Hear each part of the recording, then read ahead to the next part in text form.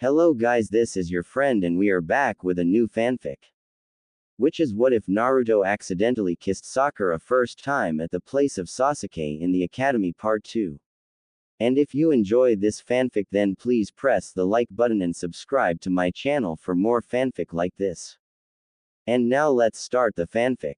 Well, this mission turned out to be far more than advertised. The third said debriefing Team 7 upon their return to the village, much to Naruto's displeasure since it was preventing him from getting his ramen.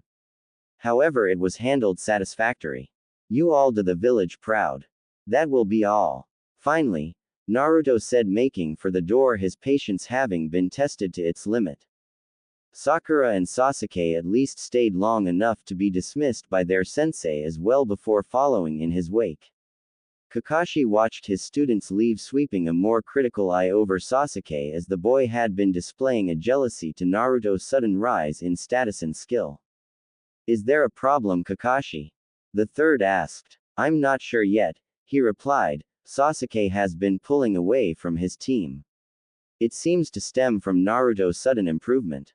I see, the Hokage said gravely. Standing, he said, it must be difficult to accept that in the academy he was a legend but is still a small fish in the greater world. Perhaps, Kakashi said, but I think it has more to do with Naruto then encountering Zabuza. Oh, explain please. It's no secret that Naruto considers Sasuke a rival to be surpassed, Kakashi said. As things stand, no, Sasuke probably sees Naruto as capable of doing so. And if Naruto, the worst student in his class, can surpass him, what does that say about his chances of completing his ambition? Do you have a way to combat this potential problem? If there is a way, I can't see it, Kakashi said seriously. I think the only way Sasuke would be happy is if Naruto began to do poorly again. So outside of sabotaging Naruto's training or transferring one of them off of Team 7. I'm not sure what to do. Naturally, neither solution is practicable, Sarutobi said. Keep me of the situation. Now, what of Sakura?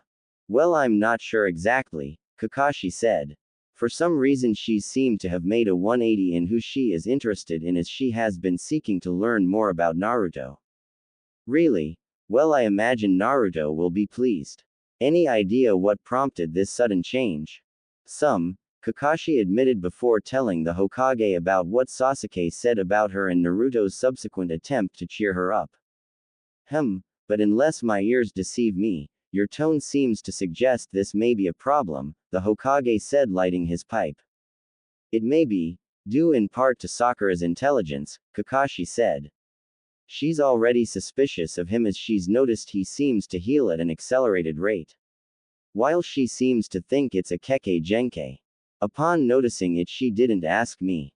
That makes me think that she suspects there is more going. Do you think she'll learn of the burden he carries?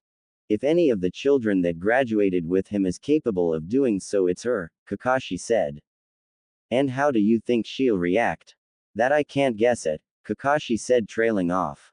Should I begin to hamper her if she begins to look into Naruto too closely? No, Sarutobi said, let her do as she likes for now. Perhaps by looking into him and uncovering his secrets she will come to appreciate the service he provides the village. Yes, Lord Hokage, Kakashi said before leaving the room. Getting up to go for a walk, Sarutobi wondered what would happen should Sakura learn that her teammate contained the creature that attacked the village 13 years ago. And whether or not upon learning of that would she reject him or cherish him. Sakura arrived at Ichiraku after dropping her stuff off at home. Her mom had just been setting the table for dinner, but she assured her that there was enough for everyone. However, Sakura told her not to worry about it as she planned to eat out. Sakura smiled before she lifted the flap as she could see Naruto's pack near the stool, showing he hadn't bothered to head home first. Sakura lifted the flap and Ayame recognized her as she had stopped in a few times but always without Naruto. Ah, welcome, would you like your usual? Ayame asked cheerfully. Naruto turned to see who it was. Surprised to see his teammate, he gave rise to it, saying, Sakura. Why didn't you say you were coming here? I'd have waited. Sakura smiled. which faltered a little when the friendly smile on Ayame's face faded. No doubt from having heard how she treated Naruto in the academy. However, it reappeared when Naruto turned back around. Put what she wants on my bill, Naruto said. Ayame sent a look Sakura's way that seemed to convey that she thought the girl didn't deserve it but said, "Okay Naruto. What will you have?" "You don't have to Naruto," Sakura said. "Don't worry about it Sakura," Naruto said giving her a smile. "I plan to eat till I'm stuffed since we got paid, even if I think they should have given us A rank pay." The Hokage couldn't Naruto, as then they'd have to charge Tazuna more, Sakura said sitting next to him on the stool and then ordering. Ayame despite her attitude towards Sakura cooling, having learned that she was that Sakura, still remained polite. Placing Sakura's order in front of her the young woman said, "Yes, Naruto was telling us about his mission. He said it was quite exciting." "Exciting isn't the word I'd use," Sakura said. "I never would have thought we'd run into a missing nin on a simple escort mission." "A missing nin?" Ayame said surprised, "You forgot to mention that." Sakura discreetly watched Naruto as he rubbed the back of his head chuckling weakly as he said, "Well I didn't really fight against the missing nin so I didn't think to mention it." Addressing Sakura the waitress asked, "What else has he failed to mention?" Not really wanting to get Naruto in trouble with one of the people that cared for him she said, "Oh that's about it I'm sure." Eyeing the two genin suspiciously Ayame said, "Oh well, as long as everyone made it back safely." Sakura guessed her backing Naruto raised the young woman's opinion of her as she seemed far more cordial to her afterwards. Sakura wondered for a moment if the slightly older girl had feeling for Naruto too, and while she decided that she did believe the girl saw him as a younger brother. Watching Naruto eat she couldn't believe how much ramen he could put away. He had almost 6 bowls and still didn't seem full. The waitress eventually managed to get most of the story of what happened in Wave from the blonde apparently knowing how to trip him up in order to get him to admit to things. But eventually even Naruto could get full so after paying his bill he grabbed his pack and made to leave. "I'm glad you came out Sakura," Naruto said in the earnest way he said it made her smile. "So am I," she admitted having had a good time. She could see that he looked conflicted and figured that he wanted to ask her if she wanted him to walk her home. Not simply as a boy interested in her, but because it had gotten dark. She didn't doubt that the conflict stemmed from his having stopped asking her out even if she told him she'd given up on chasing Sasuke. Figuring she'd help him she said, "Naruto, would you mind walking home with me?" "No Sakura," he said surprised but pleased. As they walked she asked, "Why did you try to keep what happened in Wave from Ayame and Tuki?" "Well I guess because they've both kind of looked after me since I was little," Naruto said. "Ayame tends to worry." "Oh," Sakura said, "so they watched you when you were younger?" "After I left the orphanage," Naruto said. "Why'd you leave?" "You're asking a lot of questions today Sakura," Naruto said looking at her. "I guess I just wanted to learn more about you," Sakura admitted.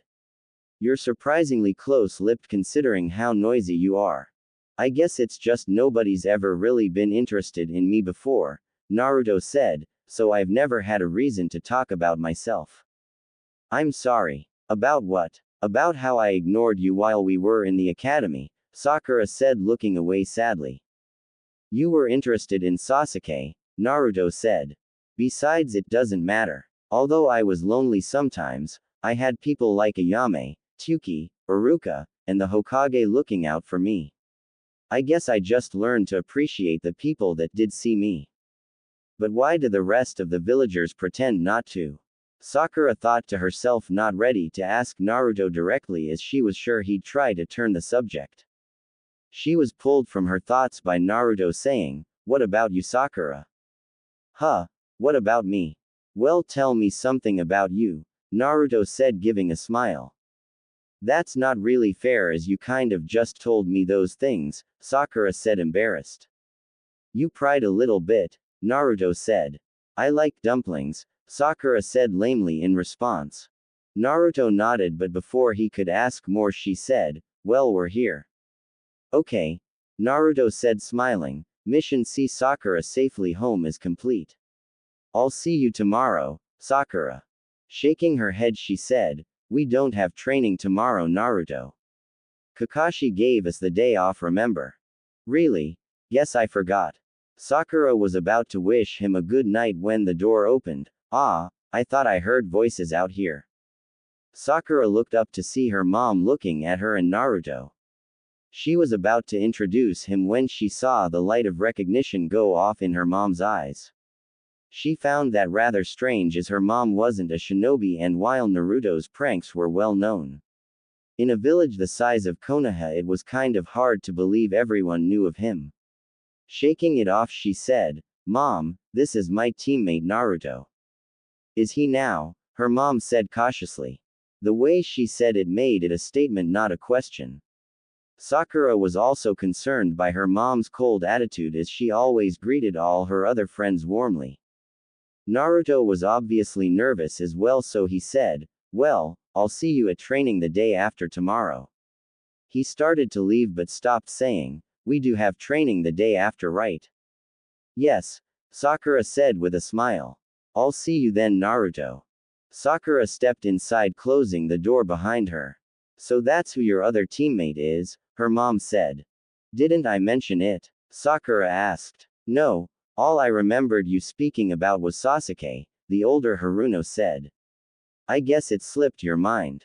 Sakura was embarrassed as she remembered the day of the bell test, coming down to breakfast and sharing the news with her family. "Sorry," Sakura said, upset with her previous self. Is he a good teammate?" "Yes," Sakura responded, watching her mom critically. For some reason Sakura couldn't shake the feeling that her mom was somewhat worried now, as if knowing Naruto was her teammate filled her with dread. Hoping to put her at ease, Sakura said, "Actually, he's a great teammate. He's really helped me these past few weeks." "How so?" her mom asked, surprised at just how passionate her daughter replied. As the only person that had ever elicited a similar positive response was Sasuke. "Well, whenever I was feeling down, he'd be there to cheer me up or give me a boost of confidence. Not to mention he's not too proud to ask for help when he needs it." "What about Sasuke? He's a good teammate too, I guess." "It's just what, dear? He seems so cold now," Sakura said. Also, while at the time his goals for the future made him seem mysterious and cool. Now it kind of worries me." "Mom, do you know Naruto?" "No, dear, but I've heard of him," the elder Haruno said. "How? What do you mean how?"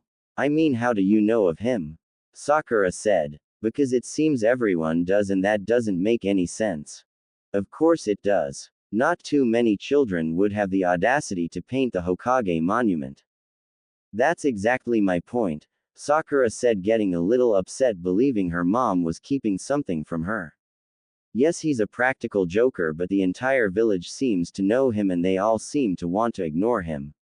Even you seemed wary of him, but you claim to never have met him." A little concerned, her mom said, "Dear, I think you're imagining things. I was nothing but kind to him." "Yes, but you weren't acting like you," Sakura said. "Normally you'd invite him in or try to embarrass me by asking all sorts of questions." "Let's just drop it, Sakura," her mom said, turning to leave. "The boy simply has a reputation as a troublemaker, that's all. Anyway, how was your mission?" Sakura allowed her mom to change the topic, but was now more interested than ever to learn what it was about Naruto that made people uneasy. It wasn't her imagination, as she had seen the almost universal attempt to reject his existence. To her it was almost like people were hoping that if they closed their eyes he'd go away like a bad dream. Telling her mom about the mission, she made sure to tell her all that he had done in order to free the people of Wave. She didn't know why Naruto was treated as he was, but she did know he didn't deserve, and she'd change people's opinions of him one person at a time if need be. Sakura smiled nostalgically as she walked through the front gate of the academy. But she stopped as she saw the swing that Naruto had sat on, looking depressed as the other children played together. She remembered the last time she had seen him on it had been when they had graduated. Her mom and dad had been there showering their praise on her. But Naruto had sat on the swing alone looking on sadly as the parents congratulated their children. She hadn't paid him any mind, only seeing him out of the corner of her eye. But when she had looked back a few minutes later, he was already gone. Wishing she had paid more attention that day, she entered the academy heading for her old classroom. School was still out, but it was close enough to the new school year that Sakura was betting that Iruka was here. Sliding the door open, she saw that her instincts were right and smiled at her teacher as he looked up. "Sakura," he said, surprised, "what brings you here?" "Iruka-sensei," she greeted warmly. Standing, he said, "So how is life as a shinobi?" "Eye-opening," she replied, causing her teacher to smile. "Yes, I imagine so. We try to prepare you as best we can, but there's just no replacement for the real thing."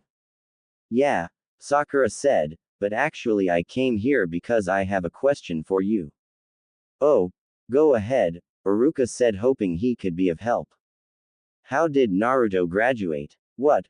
Well, Why do you ask?" "Please answer the question," Sakura said, wondering why her teacher was so nervous about her desire to know. Scratching his cheek, something her years under him as a student told her he was nervous. His demeanor changed to accusing as he instead asked, "Is this some attempt to get him off your team?"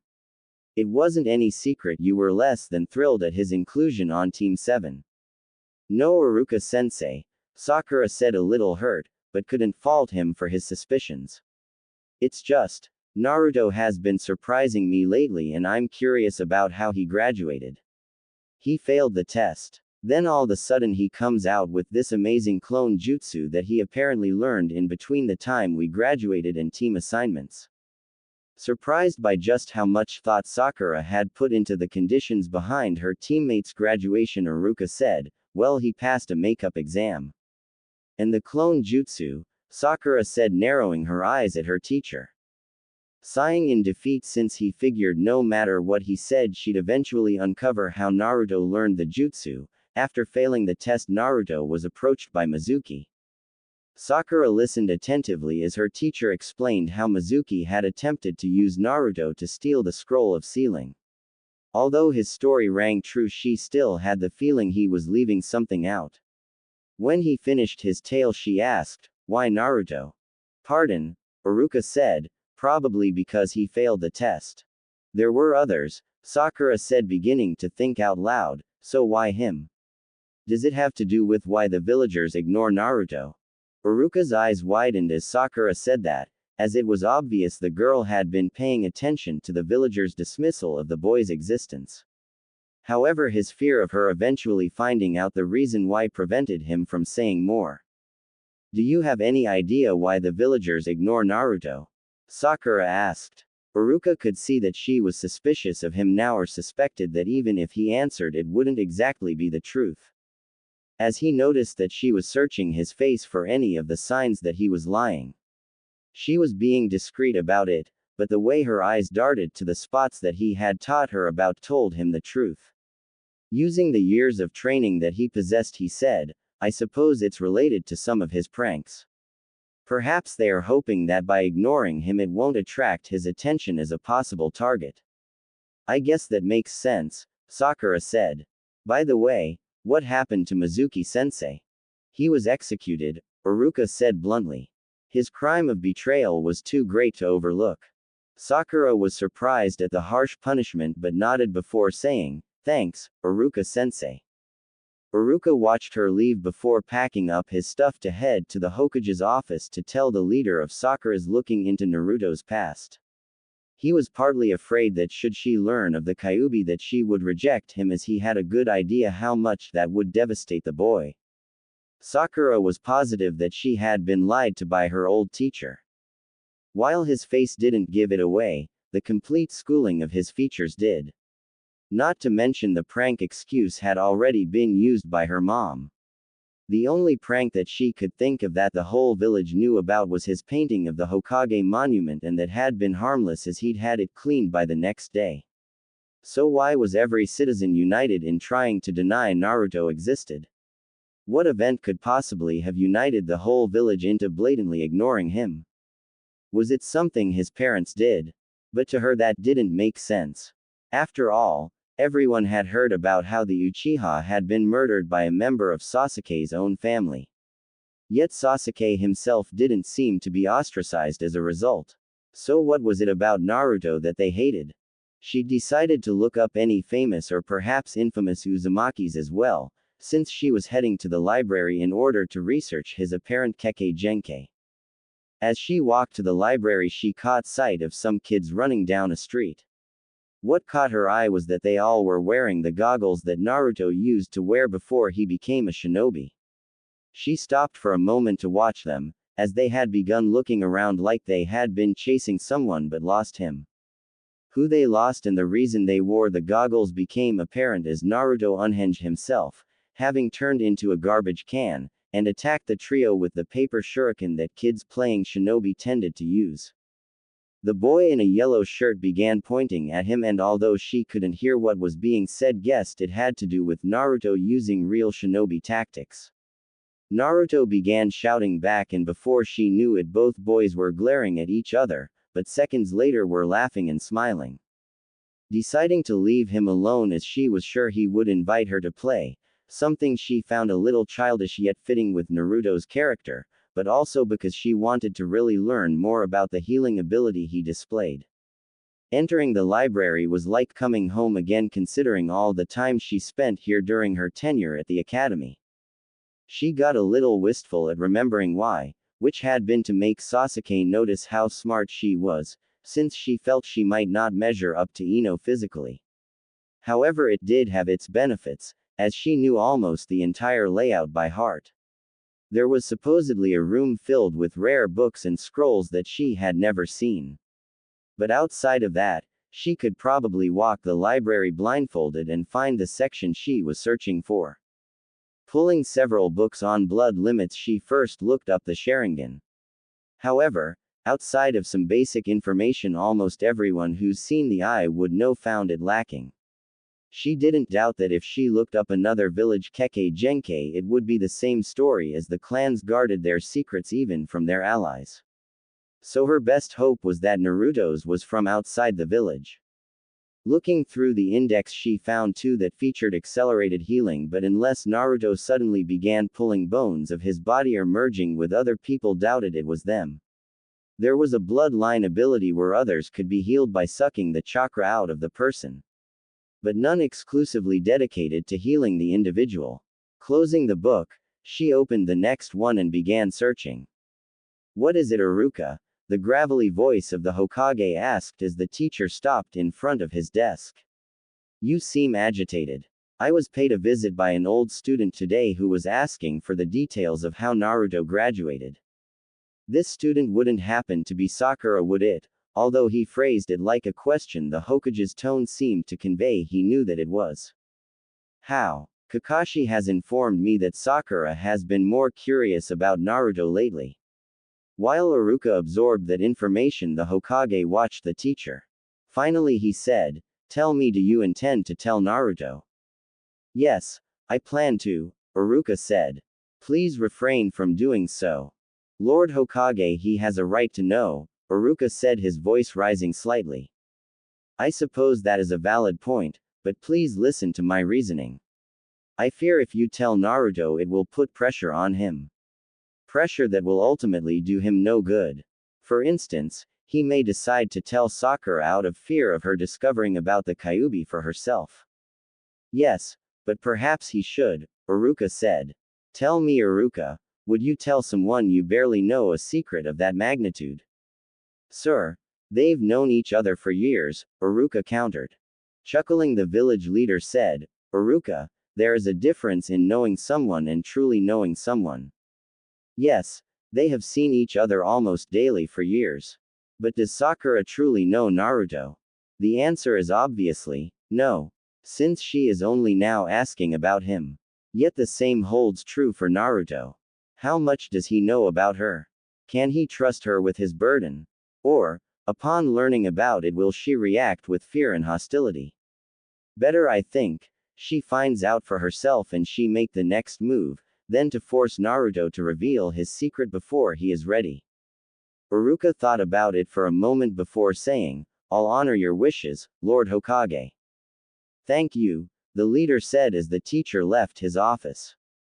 Once alone, he sat back in his chair and truly hoped that when Sakura did learn the truth, she reacted as he expected. Blowing out a frustrated breath, Sakura shut the book she was looking through. Apparently, she did it a little too noisily as the librarian came over to see what was bothering her. "Hello, Sakura," the older lady said, smiling at the familiar girl. "I thought with you graduating I'd stop seeing you here studying." "Well, we must never stop trying to learn more, right?" Sakura said with a smile. Nodding, the librarian asked, "So then what seems to be the problem in your quest for knowledge?"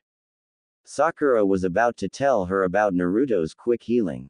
However, since she beginning to suspect that the whole village already knew something, and would try to stop her from finding out, said, "Well, on my last mission I encountered a boy who healed at an incredible rate.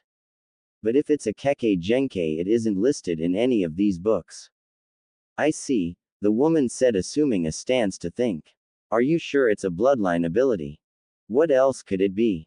Sakura asked, confused. "Literally anything," the woman said, moving towards an aisle and motioning Sakura to follow. Running her finger along the many books, she stopped and pulled a large book down before rifling through it. "Let's see," she said as she turned the pages. "Ah, here," turning the book towards the girl, it was an article on the 7 Swordsmen of Mist. "Tell me, have you heard of the 7 Swordsmen?" "Yes," Sakura said dryly. "Well, according to legend, some of the blades possess abilities outside the norm. The great shark blade Samahata, for instance, is rumored to be able to eat chakra of its wielder's opponents. So perhaps the reason for this healing you noticed is because of some talisman. But it may not be limited to that, as there are far more ways for people to increase their power and new ones are discovered all the time." Taking the book from the woman, Sakura thanked her before taking it to her table. Flipping it to the index, her jaw dropped at the number of entries that could heal an injury. Sighing again, she was about to begin reading when she realized maybe there was more to Naruto's ability than just healing. She began thinking about anything else about Naruto that was extraordinary. Immediately she came upon his accelerated ability to recoup chakra. Checking back in the Kekkei Genkai books, she found that none of the entries there had any mention of expedient chakra recovery, so she returned to the book she was just looking in. She also realized that Naruto large chakra reserves may also be part of his abilities. Although adding large chakra reserves to her list at first seemed to add to it, between the 3 she was actually able to eliminate most of them. Oddly enough, the sword the librarian had showed her made it to the list, but Sakura was pretty sure Naruto wasn't carrying around a 5-foot-long sword. "Jinchuriki," she read aloud as she checked the next item on her list. Flipping to it in the book, she almost skipped it entirely but couldn't ignore that it had all 3 abilities listed, so reading to herself, read. Jinchuriki literally means power of human sacrifice. Jinchuriki are created through the sealing of a tailed beast into an infant, preferable, although young children are often used. Adults that have attempted to do so often die as their chakra coils are fixed and cannot adjust to the strain of containing the beast. The abilities that the Jinchuriki exhibit vary from beast to beast. An example is the one-tailed Shukaku. The Jinchuriki of that beast often displays an ability to control sand. See Kiyomori the Mad Monk as a reference to first Shukaku Jinchuriki. However, all Jinchuriki exhibit some of the following abilities or traits. Abilities all Jinchuriki seem to share are accelerated healing and chakra replenishment. Large chakra reserves also are reported, not to mention a secondary source of chakra should the Jinchuriki exhaust his own. Traits vary, although often in some way link the host and beast. For example, many claim that the host of the 2-tailed cat often has cat-like eyes. Sakura was going to cross Jinchuriki off her list until reading that. After all, Naruto never showed an ability to use a second chakra, but reading about the traits it would explain the whisker-like birthmarks on his face, which she had always found odd. Skimming through the article for what beasts Konoha had, it said, of all the villages only Konoha lacks a beast of its own. The first Hokage who had the amazing ability to control the beast divided them among the other great villages and gave one to the minor village of Waterfall. The whereabouts of the Kyuubi. The Kyuubi, Sakura thought, shocked. Flipping to the date of publication, she found that the book was published 15 years before the Kyuubi attack. Could it be? She thought, her mind racing. She wanted to reject it almost on an instinctual level, since everyone in the village almost universally hated and despised the creature. But that fact alone almost made it a certainty and would explain the desire of the village to pretend Naruto didn't exist. Reading on the book said, Jinchuriki are often loners, and most are more in fact burdens to their villages. They often lose control of their beasts, resulting in large death tolls. It is widely believed by this author that the reason the first gave away all the beasts was for this very reason, as despite their usefulness on the battlefield, Konoha has often triumphed without them. Sakura closed her eyes, as she felt sick upon reading the author's calm dismissal of the people that housed the creatures. But then she was hit by a desire to find the author and beat him to a bloody pulp. If Naruto was a Jinchuriki, he didn't want to be a loner and felt that's why the creatures inevitably got loose. Why lock away a creature to protect the people around them, if those people in turn hated them for doing so? Calming, she decided to go for a walk, so after putting the books away simply wandered Konoha. She couldn't deny that of all the things she had read in the library, Jinchuriki fit Naruto the best. But why the deception? The lessons taught by the academy all stated that the fourth Hokage defeated the Nine Tails. But she realized defeated wasn't the same as killed. The fourth Hokage could have sealed the Nine Tails in Naruto at the cost of his life, as the book said a life was often required for the sealing. Yet, that brought her back to the question of why the great cover-up. Why not simply announce Naruto was the Jinchuriki of the Nine Tails? But upon remembering the cold looks, as if people were trying not to see him, Sakura realized people did know. It was the kids that didn't. But, then why didn't they interact with him? For that answer she didn't need to look any further than her own parents, as she remembered seeing Naruto crying in a market once. She had stopped, and if she hadn't been holding her mom's hand, may have gone talk to him. As it was, she tried to head in his direction, but an insistent tug from her mother made it impossible. Trying to remember what happened next, Sakura saw an image of her mom's face and saw that she had seen the boy too. But her mom's eyes had gotten cold and she pretended to simply glide her gaze past him. Although her parents never told her explicitly not to play with Naruto, she had heard lots of kids give that excuse. Were the parents being prevented from telling the children for some reason? Yet even if they were, the adults were attempting to at least influence their kids' ideas of the boy. Sakura stopped her train of thought, figuring she might be getting ahead of herself.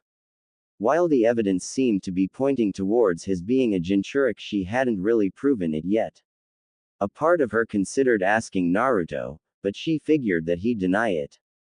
Thinking of the book still angered her, as the author made it seem like the Jinchuriki was the problem, when to her the problem was the attitude of the people. At least as far as Konoha was concerned. Although she didn't think it was a huge stretch to imagine that people's attitudes were the same in the other villages.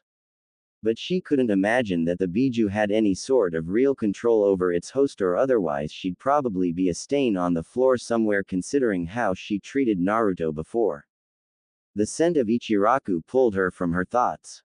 Deciding to have some, she almost stopped, afraid of seeing Naruto there. She wasn't afraid of him, but of how she'd act around him, as all the information was a bit much to absorb. Not to mention she didn't know how she wanted to proceed. She guessed the best way to proceed right now was to act normally and simply try to figure out the truth on her own. Also, she kind of wanted Naruto to tell her himself, since it would reflect a level of trust that he was putting into her. Sitting down, the young waitress smiled at her, apparently willing to let Sakura's past treatment of her favorite customer go in light of her seeming to come around to his charm. "Welcome, Sakura," Ayame said kindly. "What would you like?" Placing her order, the waitress made small talk with the pink-haired girl. Has Naruto stopped by yet? No, Ayame said, he'll probably come by later as I've seen him playing around with Konohamaru. Yeah, I've seen him too, Sakura admitted. I kind of envy him. Ayame gave her a look that seemed to say if you knew more about him you wouldn't, but she clarified what she meant, adding, he doesn't seem to let anything keep him down. Well, he's a special kid, Ayame said. Yeah, leaning an elbow on the counter, Ayane said, you've seemed to be rather taken by him lately. Blushing and looking away, Sakura said, I suppose I've only really begun to get to know Naruto. Oh, Ayame said, probably sensing some possible gossip. Just how well have you gotten to know him? Not that well, Sakura said quickly. But would you? I'm not sure, Sakura said, there is something I wanted to ask if you don't mind. Shoot, Ayame said, smiling. When's Naruto's birthday? Ayame looked surprised before sending a look her dad's way, but he shrugged, so she said, October 10th. Sakura kept her features calm, but it was like she had just received a gift. What were the odds that he would be born on the exact same day as the Kyuubi's attack? Thanks, she said as Ayame placed her order in front of her. Digging in, she ate quickly, hoping to leave before Naruto arrived, wanting some more time to go over all that she had learned. Naruto arrived on time, but as expected, Kakashi still hadn't. He leaned against the fence after saying hello to Sakura and sending his customary glare towards Sasuke. Sakura warmly welcomed him as had become the norm, and although she also had done so to Sasuke, didn't seem bothered by his normal lackluster greeting. Naruto, she said before he got comfortable. What's up, Sakura? He said, moving towards her. Dropping her voice, she said, let's go to the training grounds. But what about Kakashi-sensei? Guess he'll just have to come find us. But I want to get some training in, instead of sitting around doing nothing, Sakura said. What about Sasuke? What about him? I doubt he'd want to train with us, Sakura replied. But looking behind, Naruto said, Sasuke, we're going to the training grounds. Do you want to come? Sasuke turned his head before saying, no. Okay. Well, tell Kakashi-sensei for us, Sakura said, pulling Naruto with her. Arriving at the training grounds where they had performed the bell test, Naruto asked, so what kind of training do you want to do? Taijutsu, Sakura replied, but can you do me a favor? I'd like to see how I'd do against some of your clones. Sure thing, Sakura, Naruto said, creating 5 clones. Sakura was amazed as Naruto had created 2 more clones than Kakashi had claimed Sasuke would be capable of, and he wasn't even phased. She shouldn't be surprised though, considering her suspicions, but it was still impressive. Alright, Naruto, Sakura said, don't hold back. Naruto nodded, and Sakura tried to prepare, but when the clones came, found that she should have asked him to hold back a little, as she managed to block the first who attempted to strike her in the face. However, 2 others approached from the sides of the first and each kicked her in the chest, knocking her on her back. Staring up at the sky, she saw Naruto descending. She closed her eyes expecting to take another hit, but when it didn't come, opened them to see Naruto leaning over her with a closed fist. Are you okay, Sakura? He asked, concerned, before opening the fist and offering her a hand up. Yeah, nothing broken, I guess, except my pride. I thought I'd do better, Sakura said, accepting the hand back to her feet. Sorry, Sakura, Naruto said. You don't need to apologize, Naruto. I asked you to go all out. Jumping back, she said, are you ready to go again? Do you want me to get rid of the clones? It hurt her pride a little, but she nodded her head, saying, I guess we'll just have to go one-on-one till I get better. Don't worry, Sakura, without the clones I doubt I'll be too much for you to handle, Naruto said, getting in his stance. Get ready, here I come. Sakura was vaguely aware that she was being carried. She had really worn herself out trying to keep up with Naruto. They had already been training for 2 hours by the time Kakashi had arrived with Sasuke. Although quickly ending up on the defensive against Naruto, he had been a little easier to handle without the clones. But it still hurt her pride to be so easily beaten, even if she knew Naruto wasn't the dead last many people had written him off to be.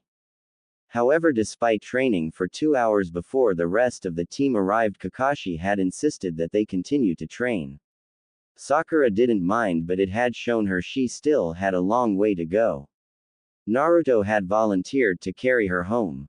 Naturally, he was the only one to offer. As she rested on his back, she asked, "Naruto, when's your birthday?" "October 10th, Naruto replied right away. "So you were born on the day of the Kyuubi attack?" She felt his back tense, but he said, "Yeah. Must have been hard sharing a birthday with such a terrible event."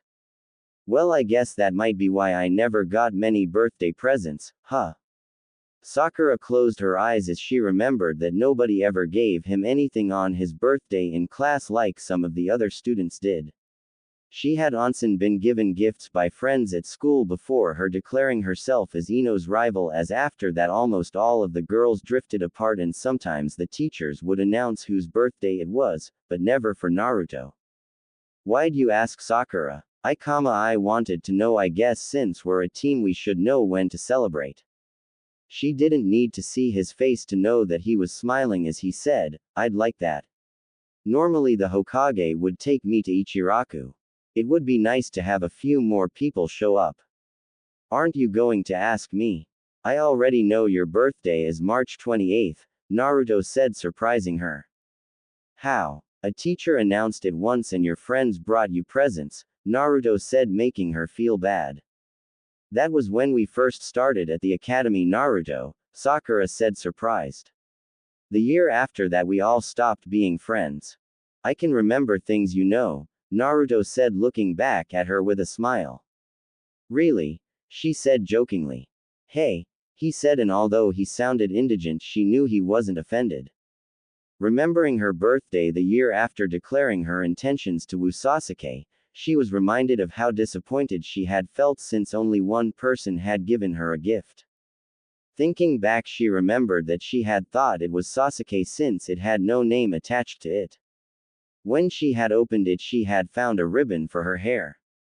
It had been a reddish orange and she had almost worn it the next day to school, but had opted to wear the one Ino had given her on the day they met. Looking back, she knew it had been silly to think it had been from Sasuke, but chalked it off to the follies of youth. But Naruto wouldn't be outside the realm of possibility. Deciding to ask, she said, "Naruto, the next year I received a gift from someone, but they didn't leave a name. Was that you?" "Yep," he said, "but I guessed you didn't like it as you never wore it." "Why didn't you say it was from you?" "I didn't think you'd accept it then," Naruto said sadly. She wished she could say that he was wrong, that she would have graciously accepted it, but couldn't, so said, "Naruto, thank you. I did like it. I just didn't wear it because the ribbon I always wore before was a gift from Ino. She gave it to me when we first became friends. If I had known you liked it, I would have gotten you one every year," Naruto said. The earnest way he said it, and despite her never giving him anything in return, really solidified for her that it was the people around the Jinchuriki that made them loners, not a desire of the poor people selected to host the Biju. Tightening her hold around him, she whispered, "Thank you, Naruto." However, this time she meant for keeping her and the village safe from the Nine Tails.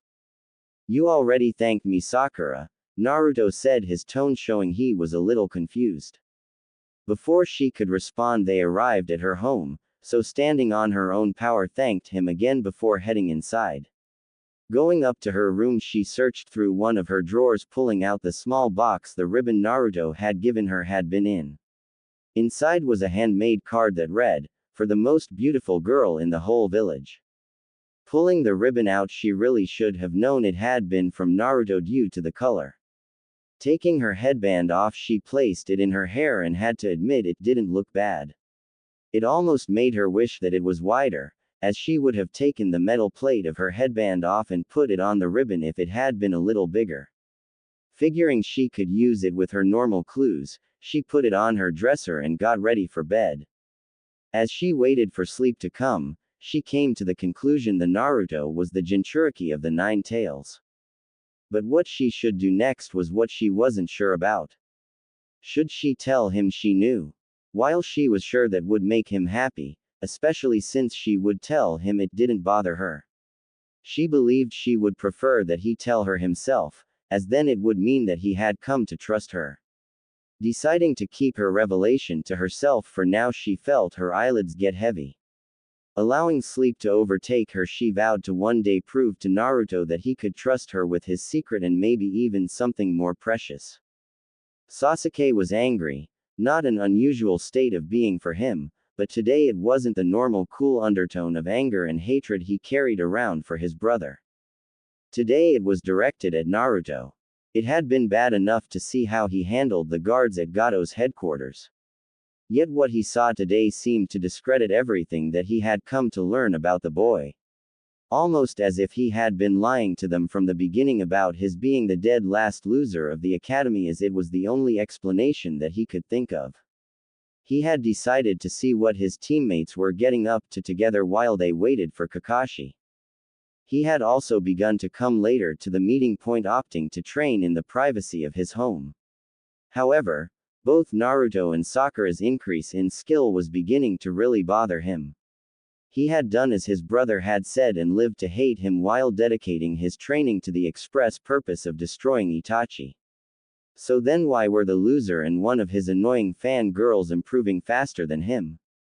To answer that question, he had decided to spy on them. They had been resting, apparently figuring it was late enough that Kakashi would show soon. It had been a flippant question by Sakura, as she had simply asked, "Naruto, just how many clones can you make?" "I'm not sure," he replied. "I think a couple hundred." Sasuke had scoffed, but Sakura had said completely serious, "Would you show me?" "Sure, Sakura," he said, standing again. Creating the cross-hand sign that Naruto used for the shadow clone jutsu, Sasuke almost laughed as only 5 clones came into being. He was surprised when it appeared that Sakura was disappointed, almost like she expected him to actually do it. He found that annoying as she had been there when Kakashi had said that at most he could make was 3. The loser could make 5, and although Gato's guards at the dock claimed to have been assaulted by more, it was becoming apparent to Sasuke that they obviously had simply been overwhelmed by having to fight an actual ninja. However, Naruto blew that thought away when he said, "Sorry, I guess 5's just my go-to number." Making the hand sign again, he held it longer until chakra began to surround him, and once the smoke cleared, Sasuke couldn't believe his eyes as the whole training field was covered in clones. Sasuke had left only to return shortly later, but was surprised when Sakura didn't immediately tell Kakashi. Surely she must have felt it was abnormal, but instead she acted as if it was only natural for Naruto. Was that why she was hanging with him lately? Because she felt he was better than him now. Granted, he wanted her to leave him alone for years, but found the idea that he was being replaced by Naruto of all people insulting.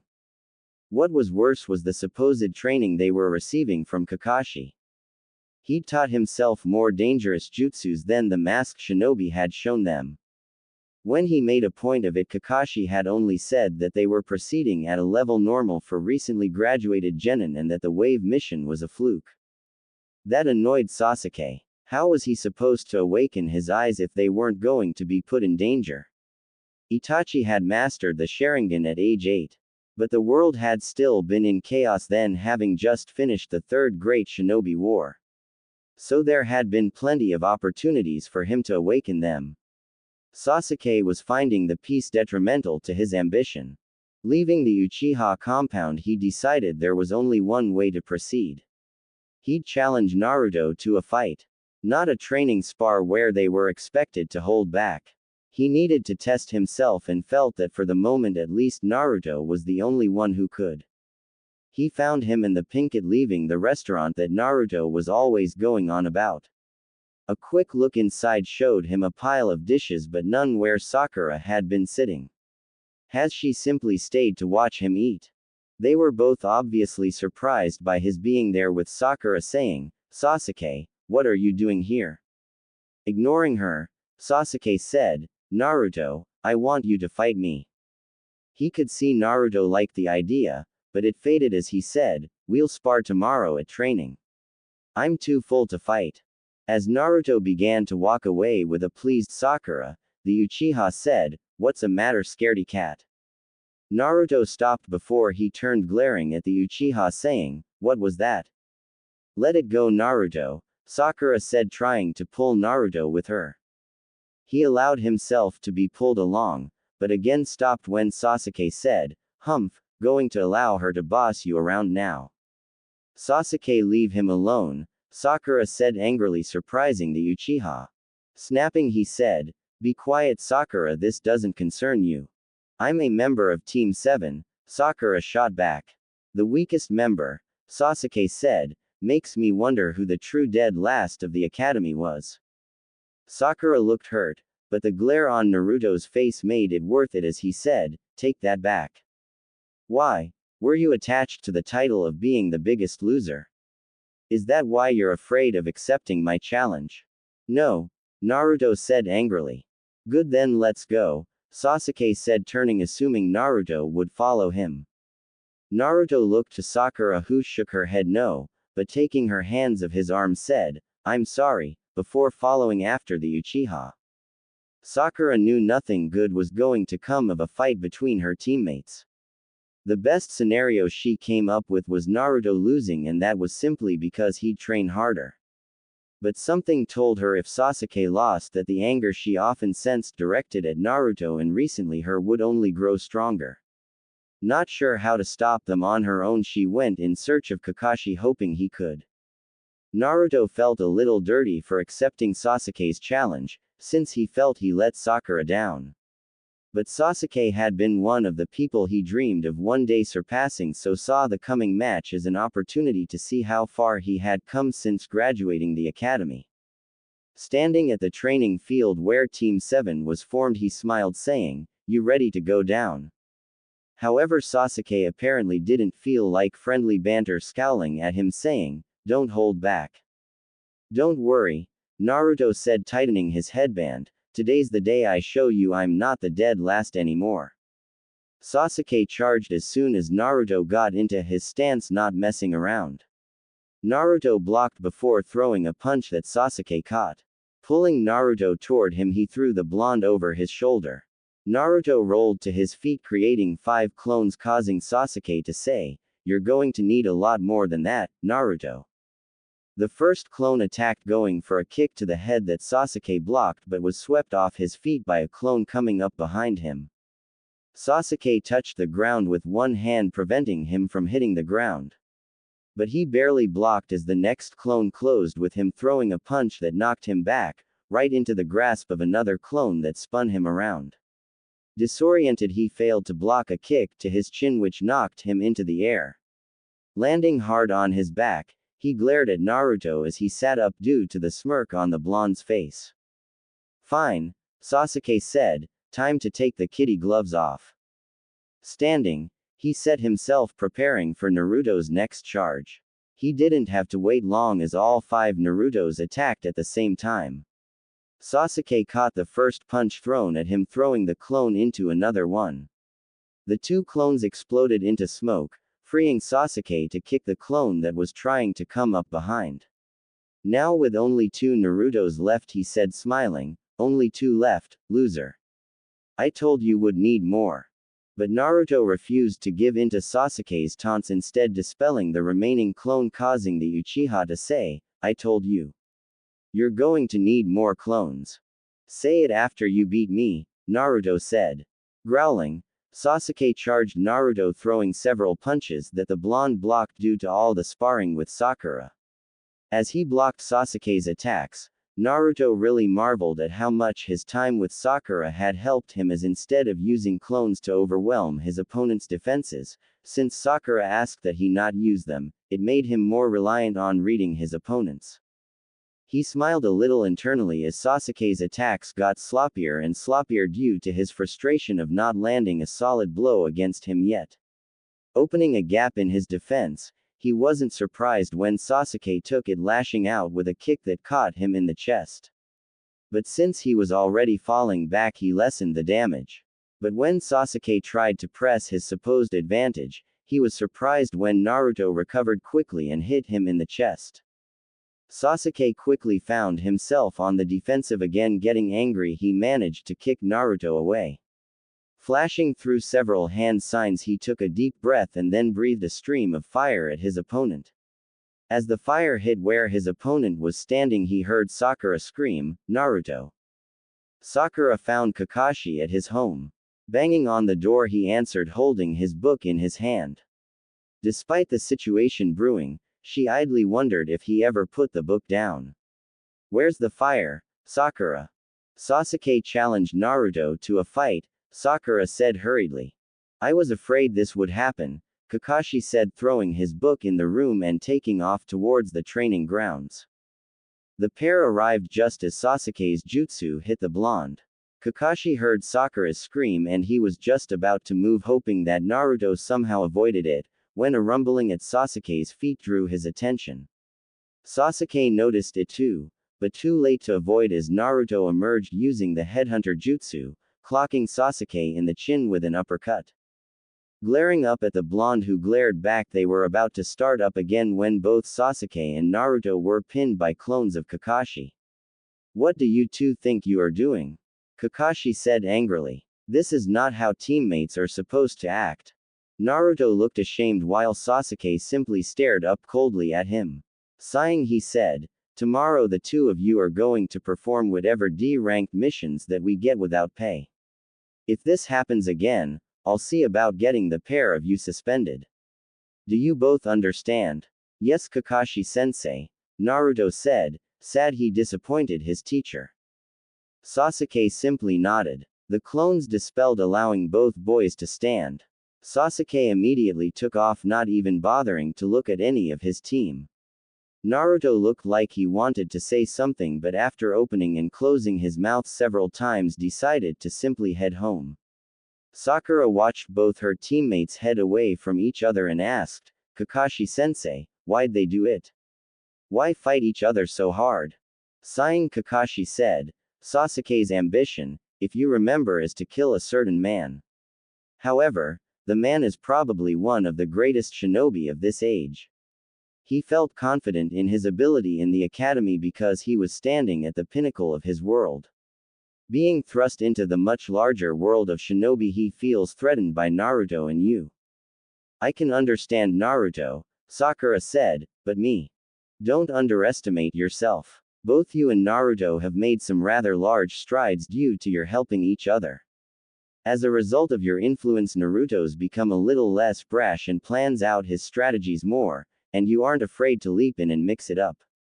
Do you remember the first Hokage's saying of heaven and earth?" Sakura nodded, saying that the best shinobi are ones that find balances between their body and mind.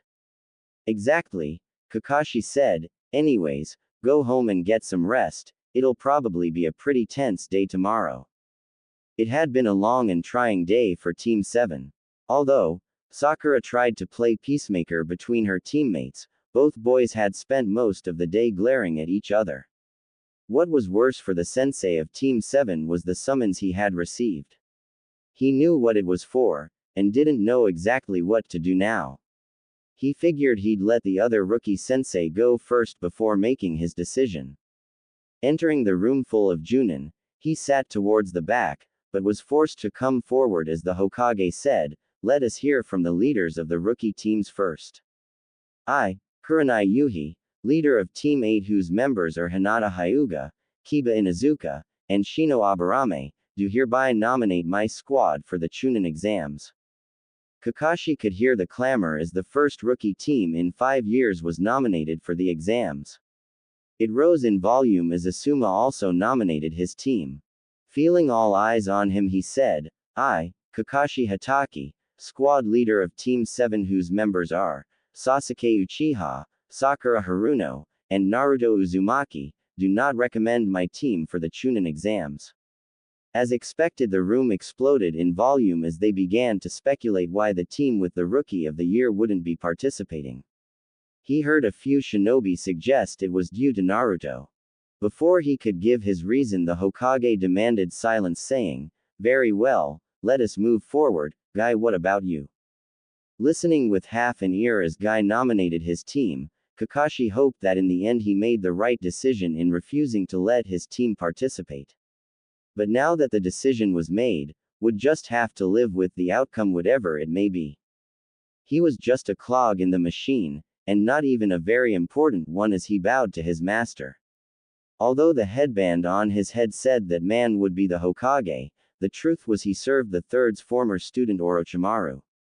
Ah, if it isn't Kabuto's sensei, Orochimaru said with smile, finding it amusing the spectacled man carried that title when Kabuto could probably easily handle him and his teammates combined. Report. As instructed, I have nominated the team to enter the Chunin exams, the Junin spy said.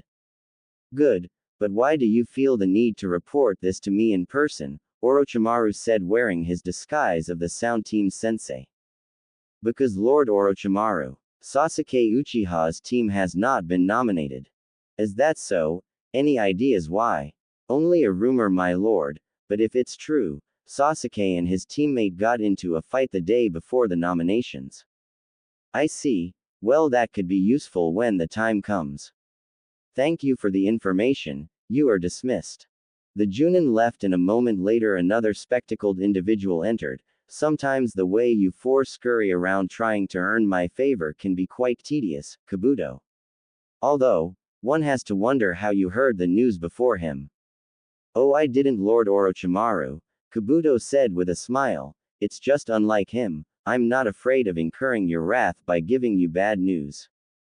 True, he must have been hemming and hawing about it for a while. Still, it isn't all bad news. No doubt young Sasuke will be quite upset when he learns he is being barred from competing. It will present a hindrance for placing the curse mark on him, Kabuto said. Let's not worry about that for now. I think I have a better idea. Oh, what would that be? Simple. I'm going to provide him with the means to awaken those magnificent eyes of his, Orochimaru said, licking his lips, and should I be capable of doing that, then no doubt he will gladly accept my mark in order to reach his goals. Sakura was worried since it was the second day Naruto hadn't shown up early to train with her. She had sort of expected it the day after his fight with Sasuke, but since normally he bounced right back, had expected him to show up today. Kakashi had told them to be at the bridge at 11, so Sakura decided to find him. She didn't have to search hard as he was on the bridge they normal met Kakashi at. He looked up and noticed her, but instead of waving happily he looked away.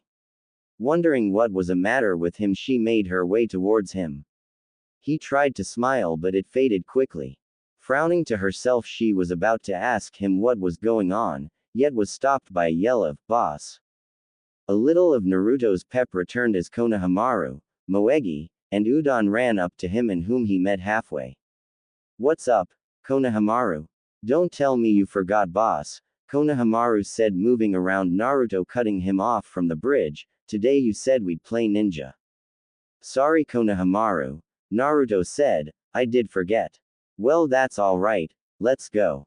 I can't, Naruto said, I have to meet Kakashi-sensei here. But you promised, Konohamaru said, disappointed. I know, Naruto replied, but Kakashi-sensei kind of sprung this on us after training yesterday. I guess it might be a.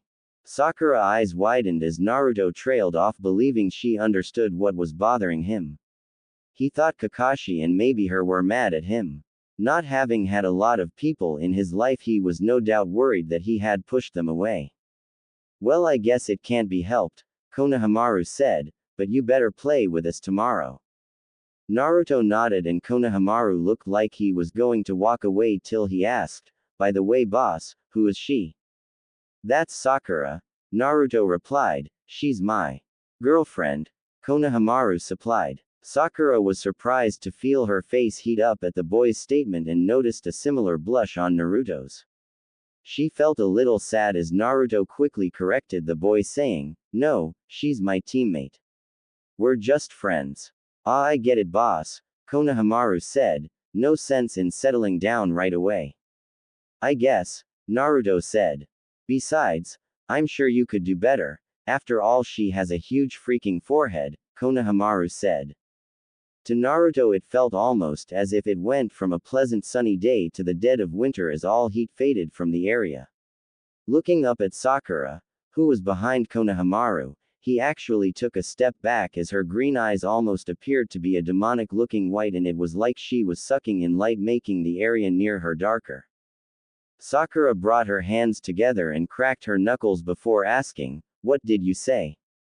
Unfortunately, Konohamaru didn't recognize the danger, saying without looking back, "Well, you have to admit your forehead is quite large." "Right, boss." Looking at Naruto, he wondered why his rival was shaking almost like he was afraid.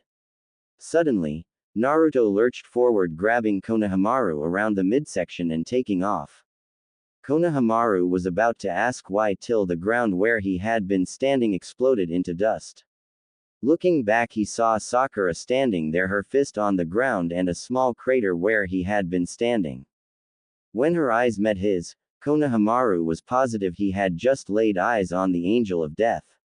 Sakura shouted, "Bring him back here, Naruto," before taking off after the pair. "Calm down, Sakura," Naruto shouted back. He didn't mean anything by it. However, Sakura was beyond listening, chasing after them with a speed she had never shown before. Feeling fearful for his continued well-being, Konohamaru said, "She's gaining on us, boss." "This is all your fault, Konohamaru," Naruto said, looking back and seeing she was gaining. For a moment he considered letting Konohamaru go to fend for himself, but rejected the impulse. Unfortunately, since Naruto wasn't looking where he was going, he slammed into a group of people, hearing a "Hey, watch it," from the person he slammed into. Picking himself up, he helped Konohamaru stand before he noticed the girl he had slammed into. Her two teammates looked annoyed at him, but the girl sat there dumbfounded as she stared up at him with her red eyes. Rubbing the back of his head, he said, "Sorry about that." The girl, though, was still in her own little world, thinking, "His chakra's so warm." Actually closing her eyes to bask in it, she felt an edge of darkness buried beneath it, adding, "Oh, and there's a little something dangerous about him too. I think I'm in love." However, one of her teammates saying, "Get it together, Karen," forced her back to reality. Accepting the hand up from the blonde, she fell on him slightly, pretending to be a little lightheaded, and smiled as she basked in the feeling of his chakra. Sakura had calmed after Naruto had crashed into the unfamiliar shinobi, but seeing the red head drape herself over him, felt her anger begin to boil again. "Excuse me," Sakura said, pushing the girl back off of a blushing Naruto gently. Addressing Naruto, she asked, "Are you okay, Naruto?" "Yeah, I'm fine, Sakura," Naruto said, wondering why she was directing a glare at the girl he crashed into. "Good," Sakura said, sending him a tight smile before looking at the shinobi whose headbands identified them as grass shinobi. Cautiously she said, "Not to be rude, but what are grass shinobi doing in Konoha?" "We're here for the Chunin exams," one of the redhead's teammates said. "Now we are late for registration, so we'll be on our way." Sakura nodded, but frowned when Karen took a step closer to Naruto, saying, "I didn't catch your name." "Naruto Uzumaki," the blonde said, holding out his hand, "future Hokage of the Leaf." Karen smiled, saying, "Well, I'm sure I'll be seeing you again, Naruto," and then followed after her teammates. Sakura was pretty sure that if she could emit death beams from her eyes, the Karen girl, who was walking away with way too much sway in her hips to be normal, would be a smoldering corpse. She was just glad that the girl was setting her sights on probably the most clueless boy in the entire Leaf Village. However, she felt a little feeling of dread when Naruto said, "She smelled pretty." "What?" Sakura asked, shocked. "Her perfume," Naruto said, "it smelt real pretty." His mood dropped again as he noticed Konohamaru had taken off and said, "It's getting pretty close to when Kakashi-sensei said to meet, we better get going." Sakura nodded, but wanted to ask Naruto what was bothering him. However, before she could, he stuck his hands in his pockets and began walking away with his head down. Biting her lip, she refrained from prying but vowed if he didn't cheer up later she'd find a way to make him. Sasuke made his way to the bridge, having noticed several foreign shinobi teams. Guessing that meant the Chunin exams were around the corner, which he was sure probably was the reason Kakashi had summoned them on a day he normally gave them off. Arriving at the bridge, he saw Naruto leaning against the side of it, and for a change Sakura wasn't near him.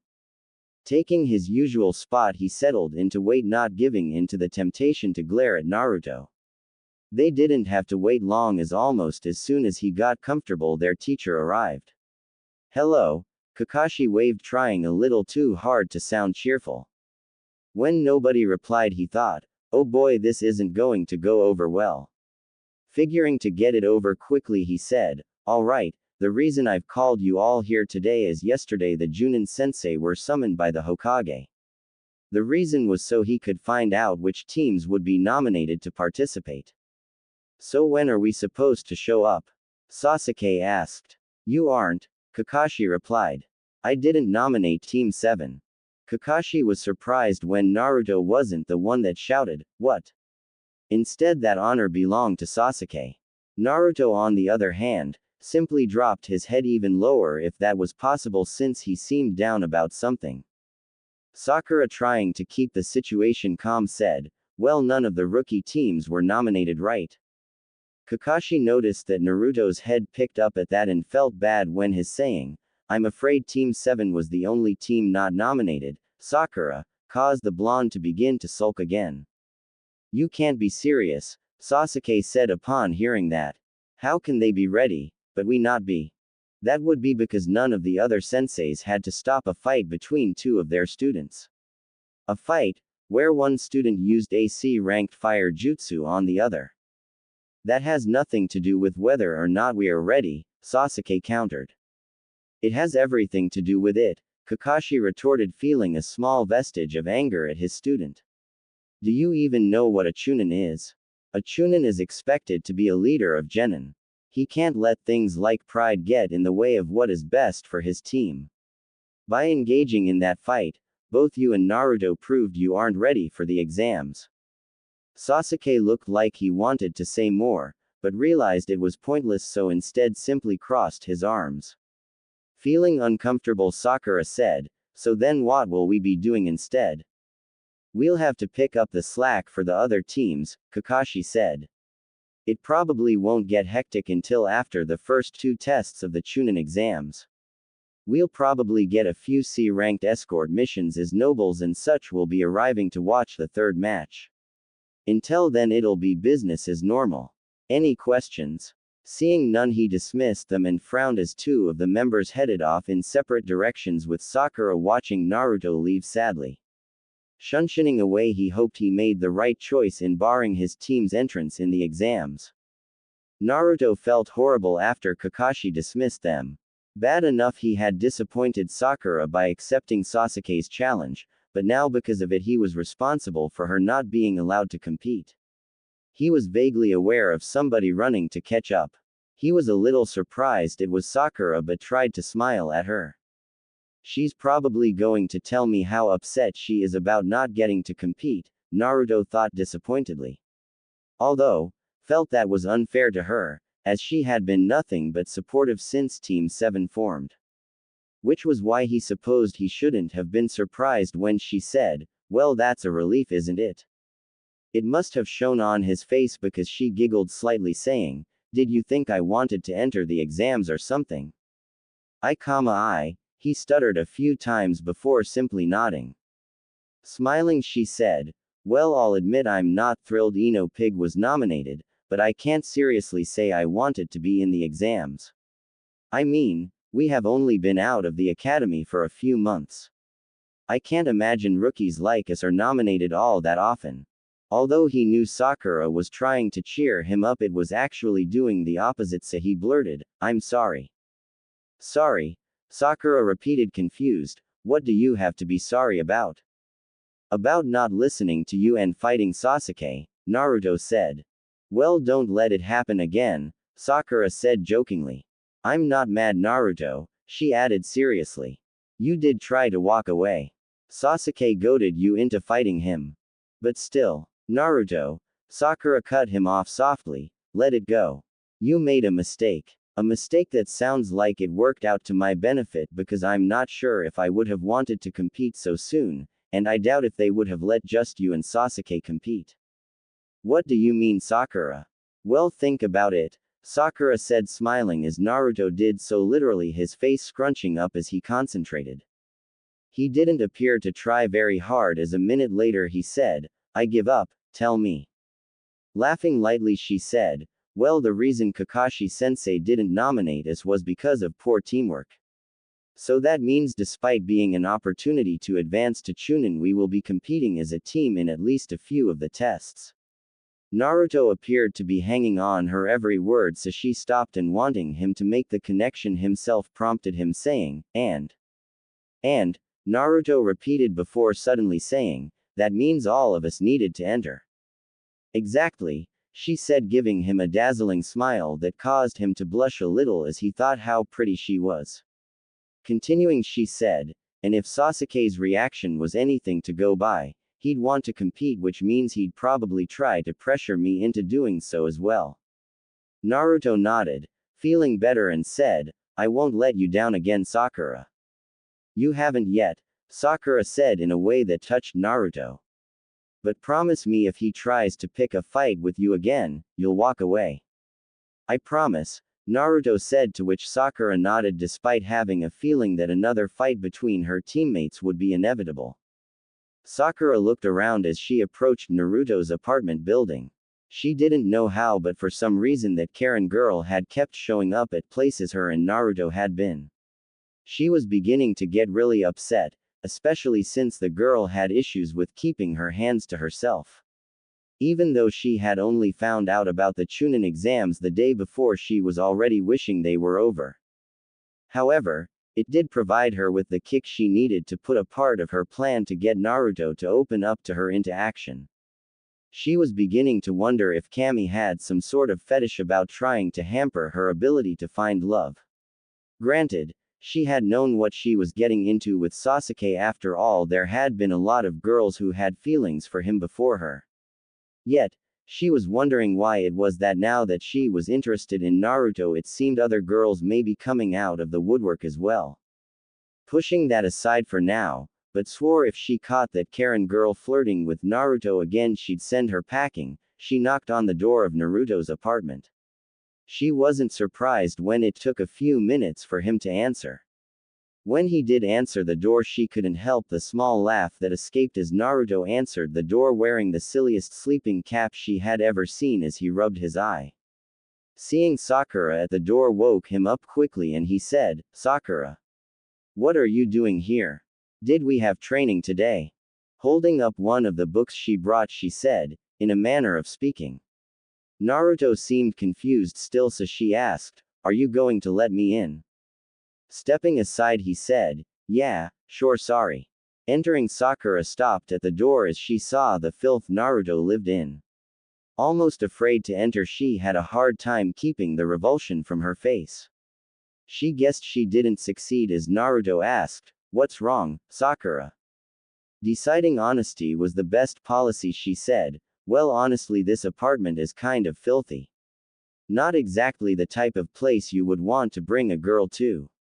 But upon seeing how embarrassed Naruto now looked, said, but it isn't anything a little elbow grease can't fix.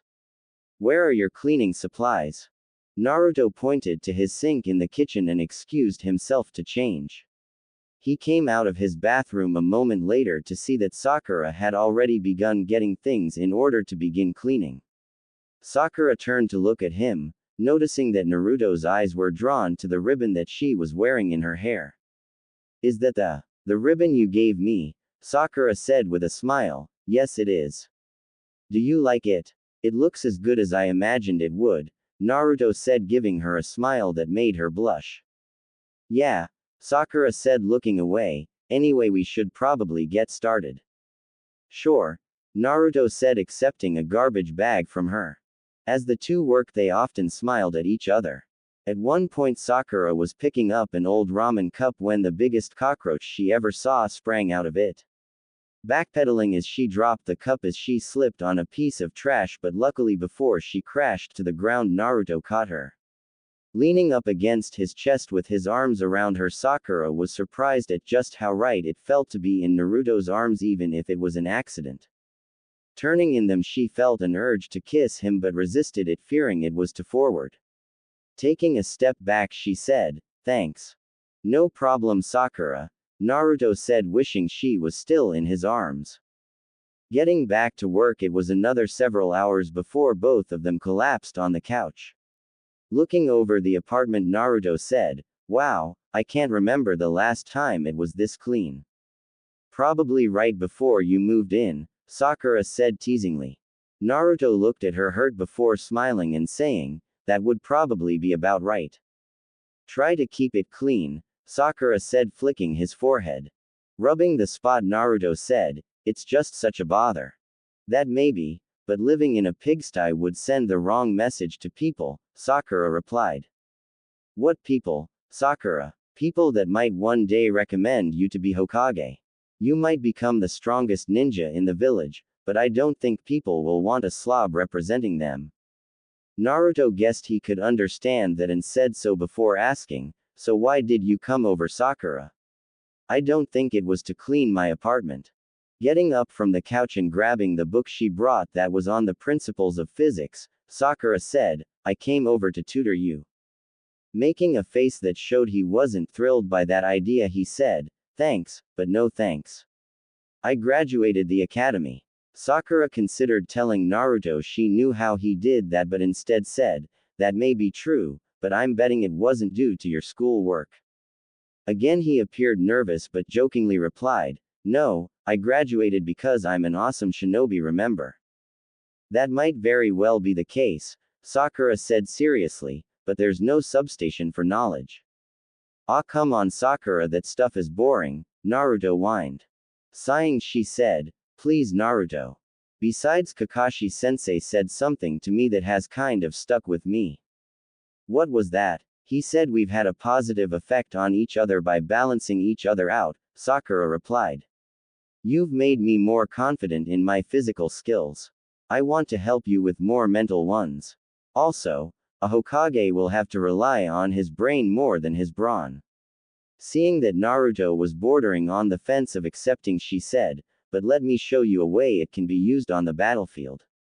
Looking around, she found 2 marbles. Heading to the kitchen, she grabbed a cup and then returning placed it on the side of the couch on its side. Kneeling at the opposite end, she said, "I'm going to get 1 marble to enter the cup." The look on Naruto's face showed he didn't think she could do it, but he didn't say anything. Rolling the first marble, she waited until it reached the right point and then rolled the second one even faster than the first. When it hit, the first marble shot off to the side, hitting the cup and rolling inside. Sakura smiled up at him and grabbed the cup, jingling it to show it to him. Naruto began clapping but said, "But what does reading a book have to do with that?" Which was a neat trick, by the way. Holding up the physics book, she said, "Because every object reacts in a set way, Naruto. By throwing that second marble faster, I was able to calculate how the first would react when hit. Now imagine if they were kunai, you'd be able to hit a target behind an object." "Really?" Naruto said, "That would be a cool trick." "Yep. But the principles behind that trick are located inside those boring things called books," Sakura said, smiling as Naruto scooted over, making more room for her. Glad he seemed willing to try her idea, she sat down next to him, folding her legs under her, and opened the book, saying, "Lesson 1. An object at rest stays at rest unless." As she began explaining the 3 laws of motion, she smiled internally that Naruto was willing to better himself, confident that one day he would reach his dream of being a Hokage like no other. Sasuke was returning home after another wasted day with his team. But what really bothered him was he had watched Naruto and Sakura training while they waited for Kakashi, and it seemed Naruto was working on the trick that Sasuke remembered Itachi often practiced. Although Sasuke had already mastered the trick, seeing Naruto working on it angered him. He was also upset that he had heard that several members of the rookie squads had made it to the final round that would be held in a month. He was almost home when he saw a bruised Ino sitting on a bench near the entrance to the Uchiha district and who had lost in a preliminary round to a sound kunoichi. Ignoring her as he walked past, he noticed that her hair had been brutally cut almost like someone had been making a point. "Sasuke," she said weakly. "What?" he replied, wishing she had just let him be. "Well, I was just." "Spit it out," he said, annoyed. "Do you think I'm a worthless kunoichi?" Sasuke said, not answering and simply turning to walk away. Ino felt anger well up inside her at the dismal saying, "You fucking prick." Sasuke turned surprised, saying, "What did you call me? After all these years of spent wishing to get closer to you. The one time that I ask you for a little comfort, you blow me off." "Whose fault is that?" Sasuke said, squashing down the anger he felt. "I've never asked you to waste your time chasing after me. What's more, you've let your training slide to the point that considering you as a possible matriarch of my clan would almost be laughable." Turning around, he entered his property saying, "Now if you'll excuse me, I'm done wasting time here." He hadn't even finished his sentence before Ino had taken off running away with tears in her eyes. Already moving on to more pressing matters, he wondered how it was Naruto was getting stronger and stronger off of the weak stuff Kakashi had taught them so far. Kakashi was surprised when the toad had been sitting on his doorstep after training. Arriving at the rooftop it had directed him to, he said, "Lord Jiraiya." Turning towards Kakashi, the toad Sanin said, "How have you been, Kakashi? Finding being a team leader as rewarding as Minato did?" Sighing, Kakashi said, "Well, it makes me wonder how he made it seem so easy." Jiraiya frowned slightly, saying, "I trust Naruto isn't the problem."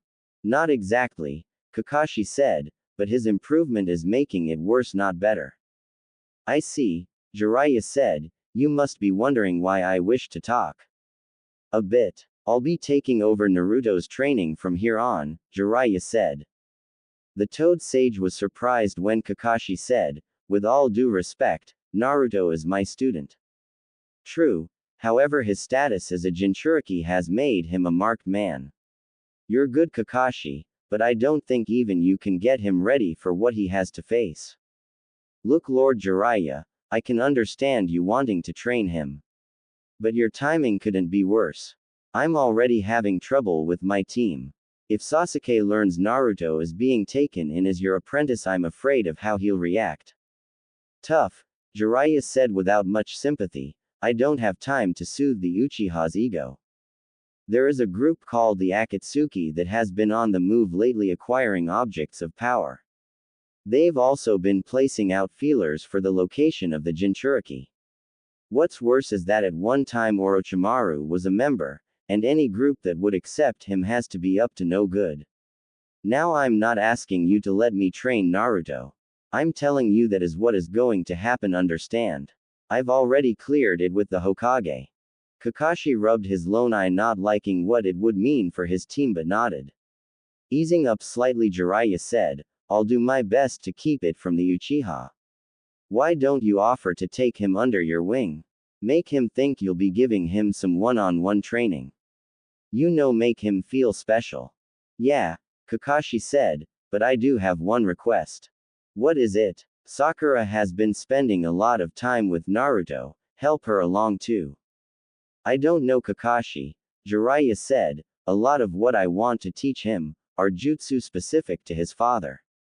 Trust me, Lord Jiraiya, by not including her, you'll only be making her more curious."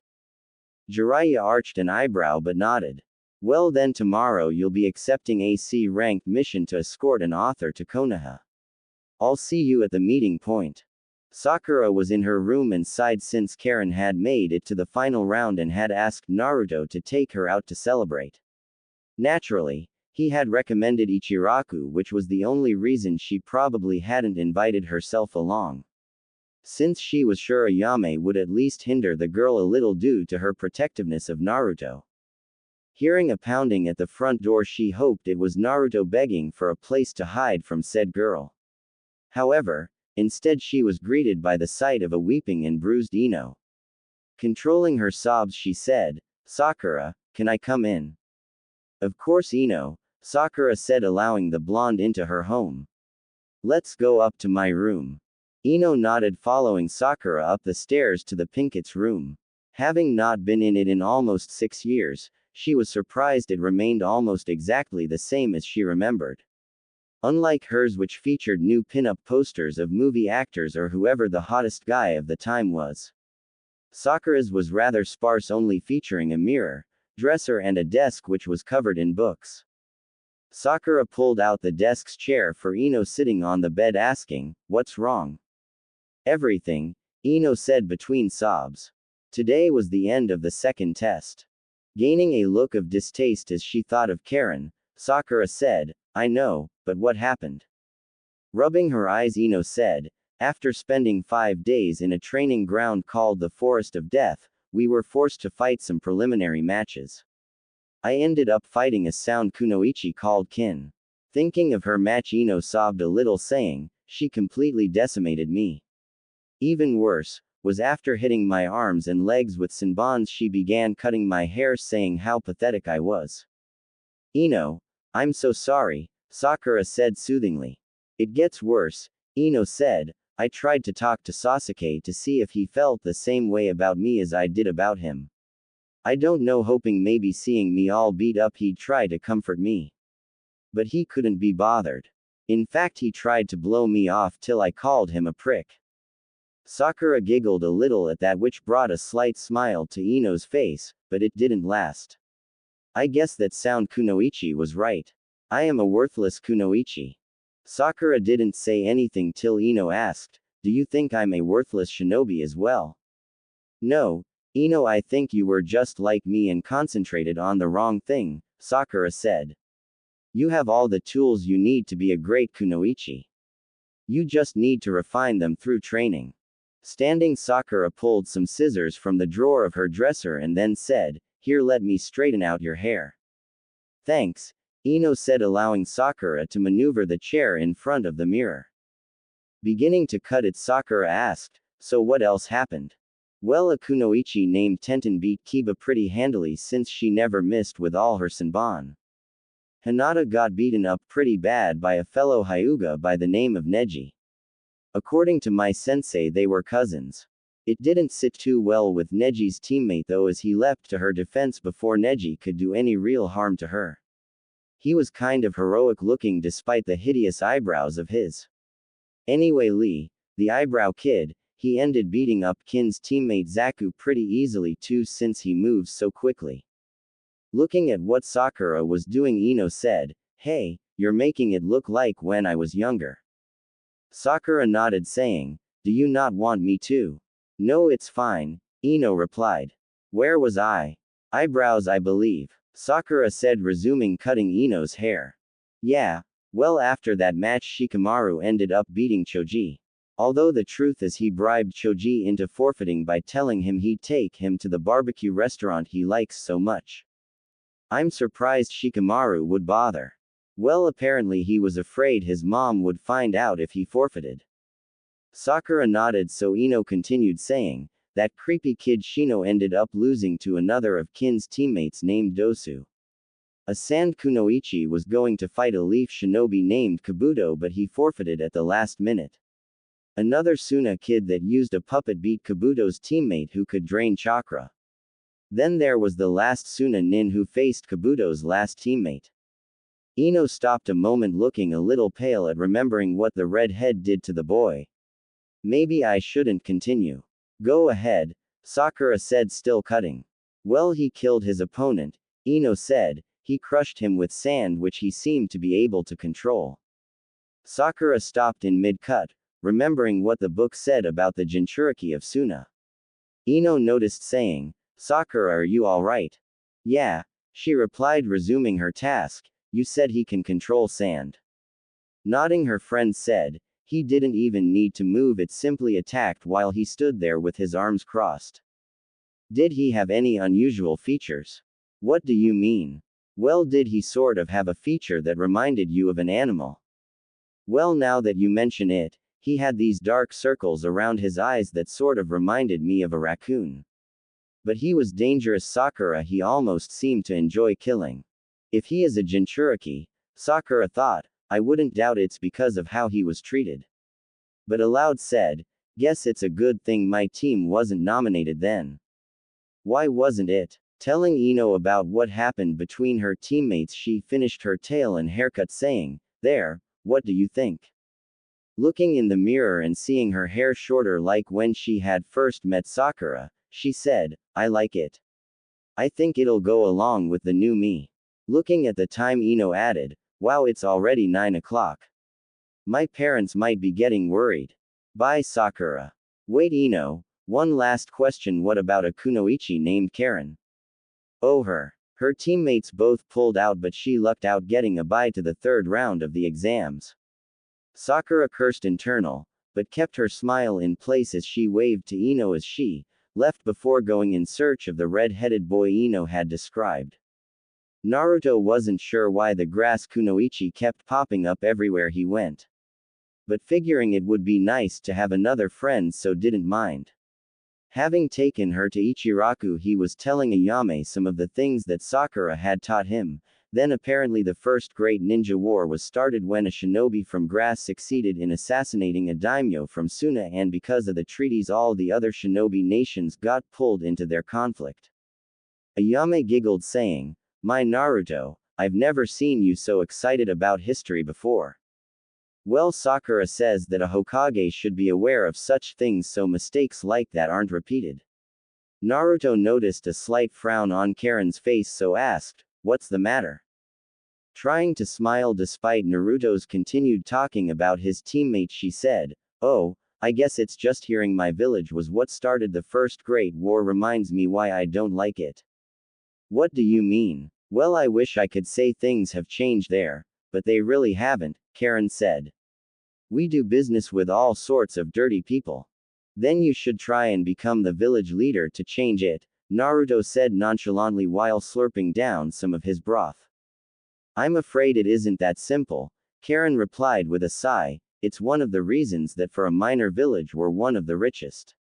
Which is for the right price, we'll pretty much do anything. Well, if you can't change it, you should leave, Naruto said, paying for him and Karen before waving goodbye to the ramen stand workers. You make it sound so easy, Karen said, wishing she was as carefree as the blonde. Thinking of Mizuki, he replied, well, shinobi defect all the time, right? If your village is as corrupt as you make it sound, why not find something on them that one of the other villages could use and trade it for a place among its forces? Hey, have you ever thought of defecting from the Leaf? Karen asked, saddling up to him as they walked, because if so, I wouldn't mind running away with you. Unaware he was being hit on, he said, nope, but I was caught up in another shinobi's defection plot, so have some idea of what is needed. Surprised, Karen asked, this shinobi, did he make it? No, Naruto said with a shake of his head, I caught him. But he wanted to leave the Leaf for money and power. You sound like you want to live up to some sort of ideal. Not really, Karen said, but there is a boy I wouldn't mind seeing every day if I did it. Really? So you've already picked out a village to move to, Naruto said. Yeah, I think I have, Karen said with an enigmatic smile. Sakura, not for the first time, questioned her sanity for heading out at night in search of Suna's Jinchuriki, due in part to Ino's description that he seemed a little unstable. However, the temptation to talk to him openly about his status as one proved too much to ignore. After over an hour of searching, she found him sitting on top of a building listening to some wind chimes. Approaching so that he could see her coming, she wasn't surprised as he said, what do you want? Sakura was nervous, so stammered out hi, my name is. Go away, Gaara said, dismissing her presence as not a threat to his existence, or I'll kill you. There's no need for that, Sakura said, taking another step forward, which she regretted as a ribbon of sand shot out of Gaara's gourd, wrapping around her neck and lifting her in the air. As she tried to pry it off, Gaara said, we may be allies, but I won't warn you again, leave. Please, I just want to talk, I know you are a Jinchuriki. Sakura managed to get past her constricting throat. Then you should know better than to approach me, Gaara said, although he placed Sakura back on the ground and retracted his sand. Unless you are this village's weapon and wish to test your own existence against me. Sakura raised her hands and took a step back, saying, "No, I'm not the Jinchuriki." "Then why seek me out?" Gaara asked, his emotionless face giving nothing away. Figuring the truth was the best way to go in this situation, she said, "Because I know who the Jinchuriki of the village is in." "Who?" Gaara cut in, his eyes seemingly to fill with a certain amount of bloodlust. "I can't tell you," Sakura said. Gaara took a step towards her, but she stood her ground. "I could hurt you until you tell me," he said without emotion. "You'd have to," Sakura shot back defiantly. "He doesn't know that I know, and I want to keep it that way until he tells me. I sought you out so I could talk to you. To maybe get a better understanding of him and to also be your friend." Gaara's eyes went wide for a moment, but he turned away, saying, "I have no need for something as pathetic as friendship." "You're lying," Sakura said. "I read in a book that people consider Jinchuriki as loners. But you aren't. It's something that the rest of your village forced on you until you came to believe it yourself. Everyone wants friends, Gaara. I know that because the Jinchuriki of Konoha was alone too. But he hasn't given up trying to make them, and he has. You can too. How many assassination attempts did he have to survive before he made friends?" Gaara asked, his unemotional voice making it difficult to tell if he was joking or not. However, something told Sakura jokes weren't a part of Gaara's conversational skills. "None," Sakura said, "at least I hope that's true. But a teacher did try to use him once as a scapegoat, and the village seems to see him as the creature he is locking away." Gaara didn't respond, so Sakura said, "All right, I'll leave, but my offer still stands. Please consider it, because nobody wants to go through life alone, Gaara." Gaara watched the girl run over the rooftops, confident he could find her later if he wanted. However, whether it was to talk to her or kill her, he hadn't decided. Naruto was bored as they waited at a traveling house near the Taki border. His team had accepted another C-ranked escort mission, but so far it had yet to truly begin, as the client was so far a no-show. "When is this guy going to get here, Kakashi-sensei?"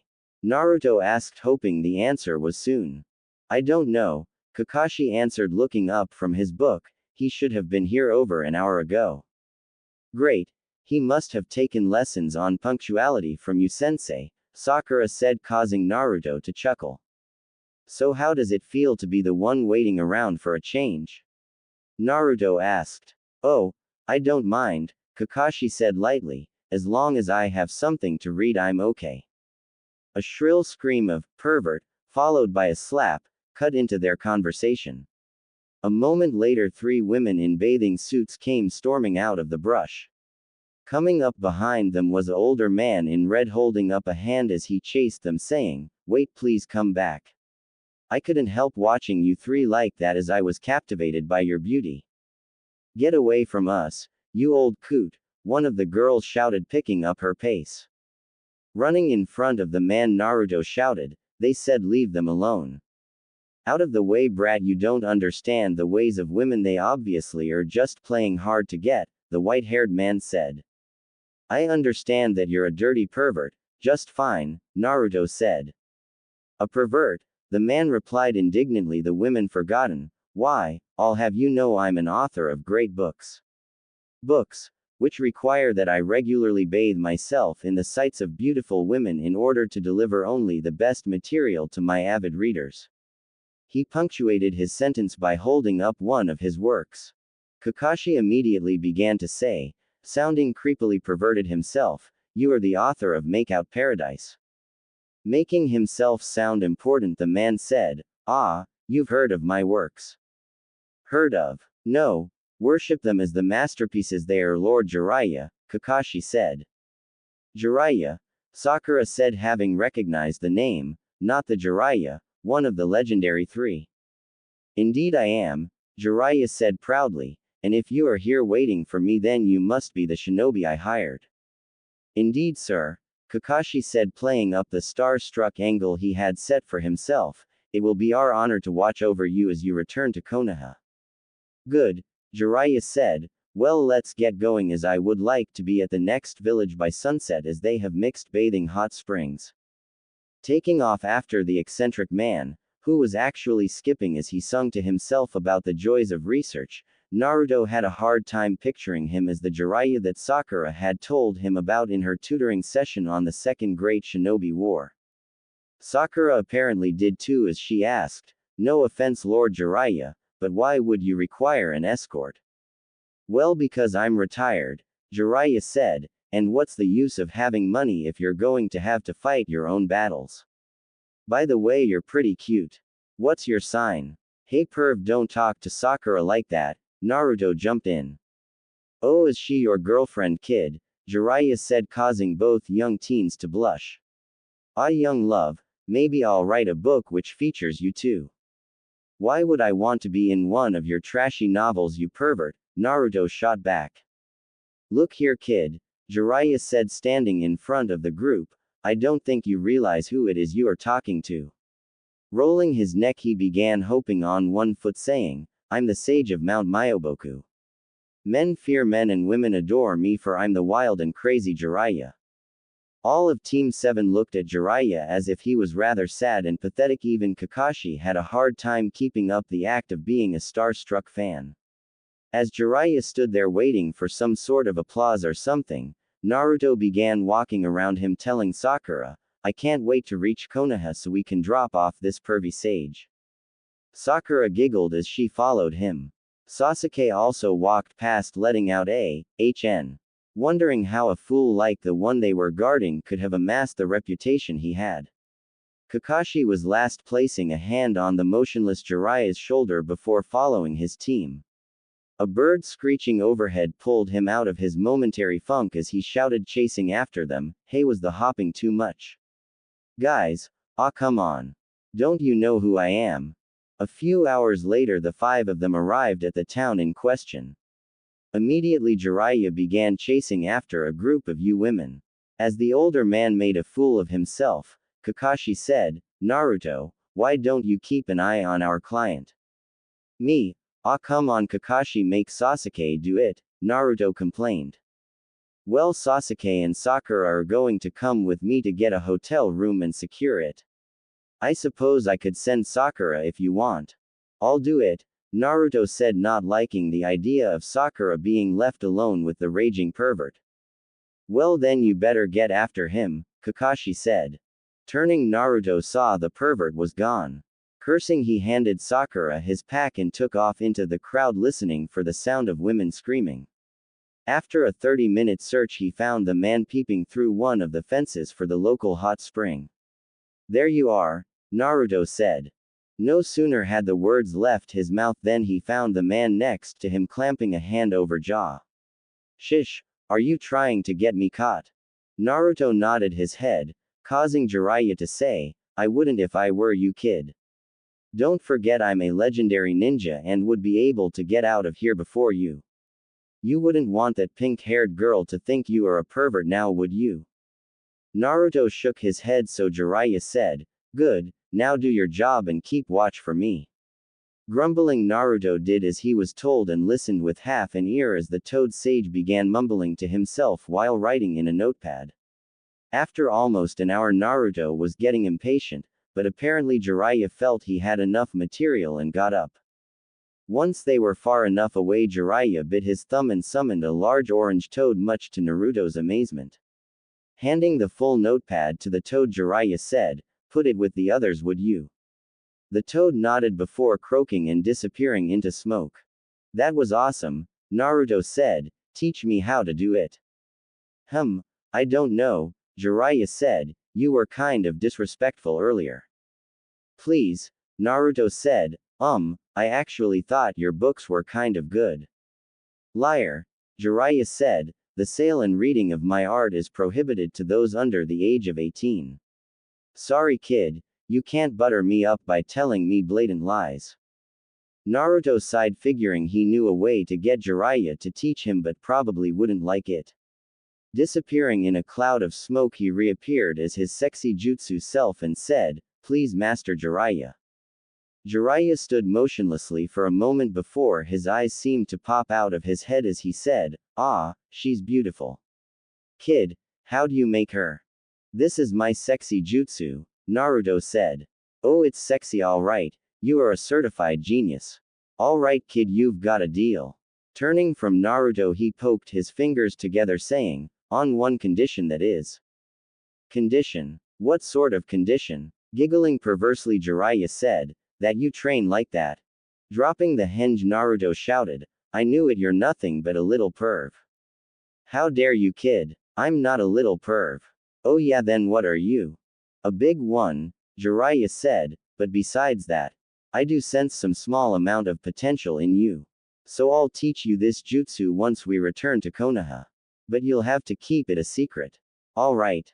Even from Sakura?" Naruto asked. For now, Jiraiya replied, not sure if he could trust the girl just yet. Naruto was conflicted by that which Jiraiya could see, so he said, "My techniques are super secret and can only be shown to those I choose, so."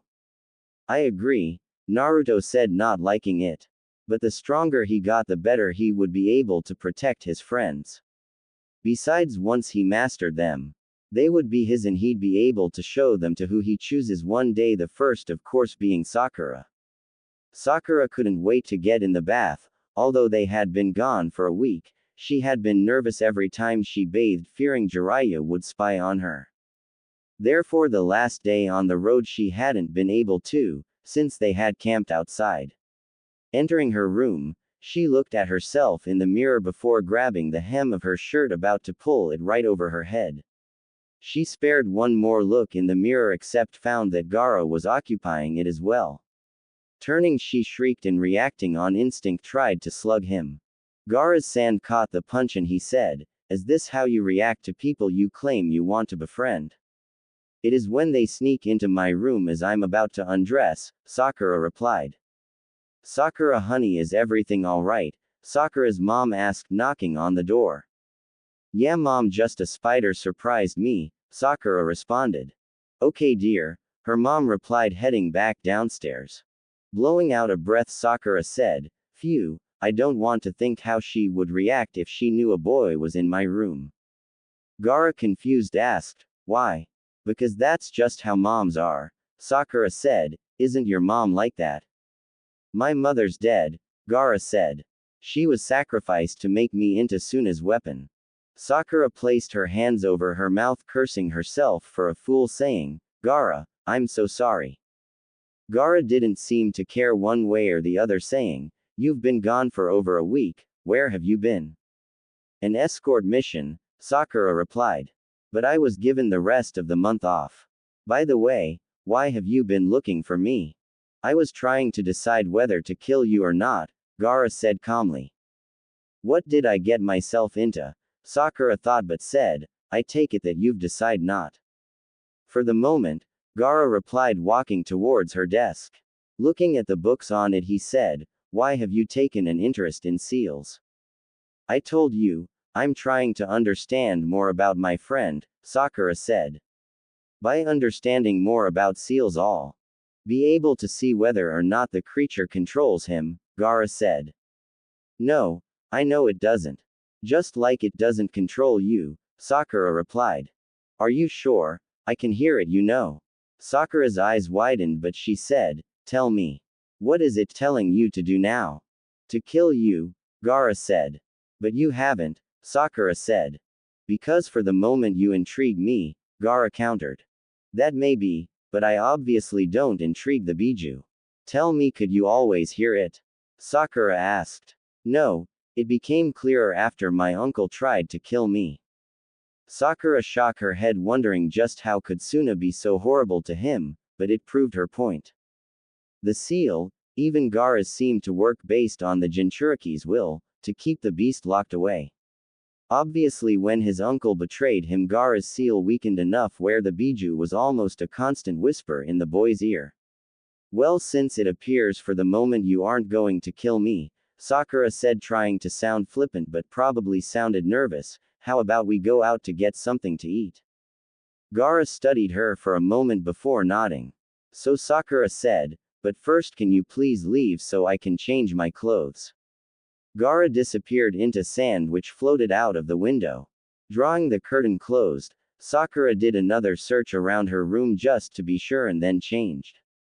After telling her mom she would be leaving, she met Gaara outside. Figuring she'd take him to Ichiraku, she said, "So I heard your entire team made it to the finals, you must be happy." "Why?" Gaara asked. Because," Sakura replied lamely, "do you not like your teammates?" Gaara simply looked at her for a while, causing her to say, "Should I take that as a no?" "They are supposedly my brother and sister," Gaara supplied, "but I've never thought of them that way." "Why?" "They lived with my father, while I was raised by my uncle." "The one that tried to kill you," Sakura said, to which Gaara nodded. "Still, I'm sure they care for you." "They're afraid of me," Gaara said. "Well, not to be mean, but duh," Sakura said. "I've only seen you twice and you've threatened to kill me both times." Gaara didn't kill her, so she guessed it was okay to continue. "I know it's hard, especially since your uncle betrayed you.